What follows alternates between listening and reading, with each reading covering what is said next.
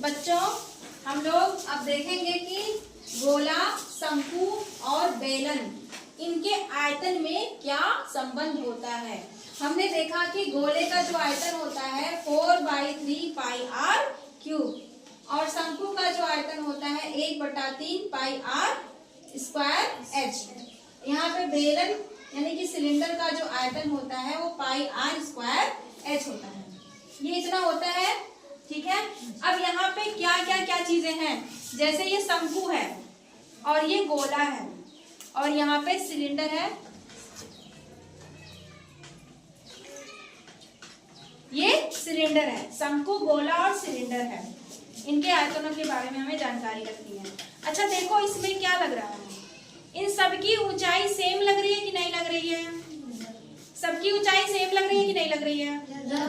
लग रही है ना? लग रही है। अच्छा ये जो गोले की ऊंचाई है इसको हम लोग व्यास कह सकते हैं कि नहीं कह सकते हैं?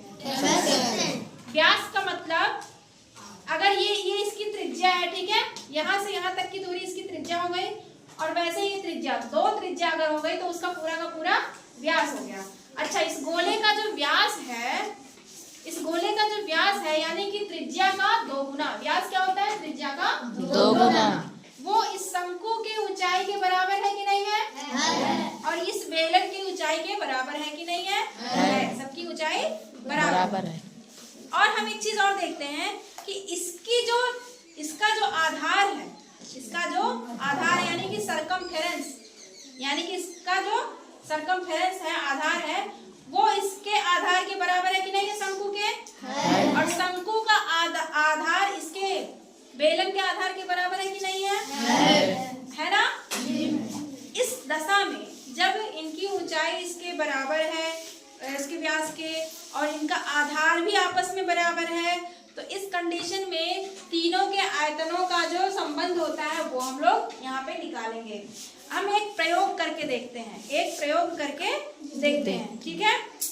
सपोज दैट हमारे पास ये पानी है, इस पानी को हमने इस सिलेंडर में डाल लिया, पूरा का पूरा भर लिया, इसका पूरा का पूरा ये आयतन हो गया, इस पानी का आयतन हो गया ना इस पूरे सिलेंडर के बराबर।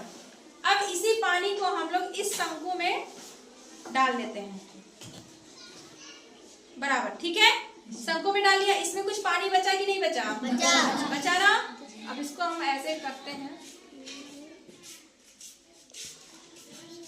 अब इस बचे हुए पानी को हम इस गोले में डालते हैं। यहाँ पे एक छेद बना हुआ है, इसके द्वारा हम लोग इस गोले में डालते हैं पानी को। तो पानी को जब डालेंगे ऐसे,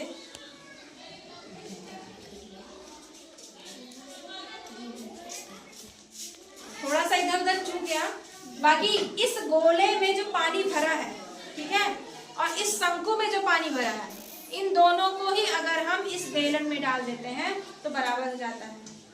इसका मतलब क्या निकलता है कि इस गोले का जो आयतन है और इस शंकु का जो आयतन है, दोनों को अगर जोड़ देंगे तो इस पूरे सिलेंडर का आयतन हो जाएगा कि नहीं हो जाएगा? हो जाएगा ना। थोड़ा पानी का लॉस हो गया इधर उधर चू जाने के कंडीशन में, देखो थोड़ा सा कम हो गया, ठीक है। कुल मिला के हमने ये देखा कि इस शंकु और इस गोले का जो आयतन है, दोनों को अगर जोड़ देंगे तो इस सिलेंडर का आयतन हो जाएगा। आइए हम लोग इसको प्रूफ करके देखते हैं। गणितीय निगमन, इसको हम लोग कहते हैं गणितीय निगमन। हम एक फार्मूला निकालेंगे, ठीक है, ठीक है। हमको पहले से कुछ चीजें पता है, इसके आधार पे हम संबंध निकालने जा रहे हैं। ध्यान से समझिए, ध्यान से समझिए। कहने का तात्पर्य यह है कि अगर हम लोग आयतन ले लेते हैं, क्या हमने निकाला कि बेलन का आयतन, बेलन का आयतन बराबर किसका आयतन? गोले का आयतन। गोले का यहाँ आ से आयतन हो गया, शॉर्ट फॉर्म में लिख रहे हैं, ठीक है, समझ जाइएगा। और यहाँ पे धन शंकु का आयतन,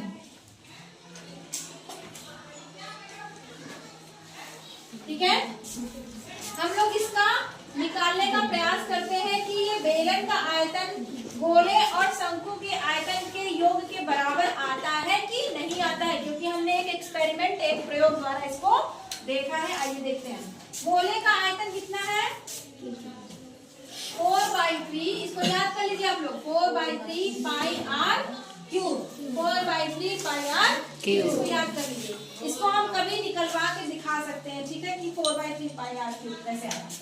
और शंकु का आयतन कितना है? 1/3 पाई आर स्क्वायर एच, ठीक है। अच्छा, अब ये बताइए, जोड़ने के लिए हमको ये दोनों पद बराबर होने चाहिए कि नहीं होने चाहिए? होने चाहिए ना। तो हमको कैसे बराबर करना है?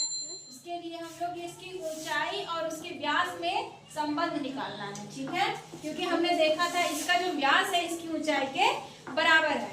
अच्छा, इसमें देखो आर स्क्वायर आ रहा है कि नहीं आ रहा है? आ रहा है। इसमें भी आर स्क्वायर है, तो इसको ऐसे लिख सकते हैं 4/3 पाई आर स्क्वायर।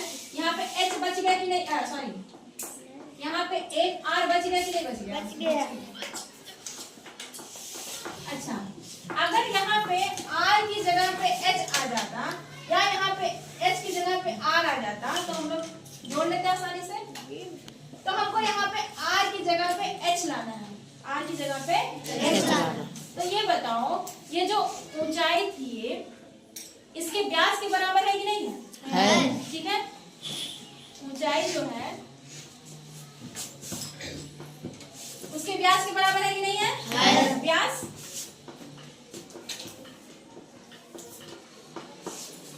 और व्यास क्या होता है? व्यास क्या होता है? त्रिज्या का 2 गुना। व्यास क्या होता है? त्रिज्या का 2 गुना। 2r हो गया कि नहीं हो गया? ये जो ऊंचाई है वो व्यास के बराबर हो गई कि नहीं हो गई? अब यहाँ से r का क्या मान आ गया? r का मान क्या आ गया? h/2, ऊंचाई का आधा, ऊंचाई का आधा। r का मान क्या आ गया भाई? यही तो त्रिज्या है, ये ऊंचाई का आधा हो गई कि नहीं हो गई? तो पूरा मिलाए थे तो पूरा ऊंचाई हो गया। अब इतना ही हम निकाल रहे हैं तो ये आधा हो गया कि नहीं हो गया? ठीक है, ये आधा हो गया ना। अब जहाँ पे r है वहाँ पे h/2 लिख सकते हैं, 4/3 पाई आर स्क्वायर। यहाँ पे h/,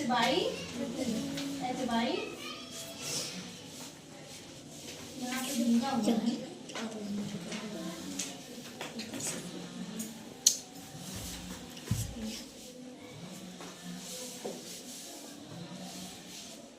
ध्यान से समझिए कैसे कैसे आ रहा है। इसको थोड़ा भी कठिन मत समझिएगा, बहुत आसान है, करते चले जाओगे तो आ जाएगा। अच्छा, ये बताओ, यहाँ पे 2 है, यहाँ पे 4 है, तो कट जाएगा ना? इससे ऊपर कट जाएगा ना। इसको ये करते हैं तो ये 2 से कट गया। अब यहाँ पे बचा 2/3, यहाँ पे क्या बचा? 2/3, यहाँ पे बचा पाई आर स्क्वायर एच, हो गया ना। और यहाँ पे 1/3 पाई आर स्क्वायर एच। अच्छा, जो हम लाना चाह रहे थे आ गया कि नहीं आ गया? आ गया। आर स्क्वायर एच यहाँ भी आ गया, पाई आर स्क्वायर एच यहाँ भी आ गया, और पाई आर स्क्वायर एच यहाँ भी। तो ये बताओ, 2 पाई आर स्क्वायर एच तीनों दोनों में कॉमन है ना, इसको कॉमन ले लेते हैं, पाई स्क्वायर। अच्छा, इसके पास क्या बचा? 2/3 बचा, और इसके पास क्या बचा? 1/3 बचा। अच्छा, 2/3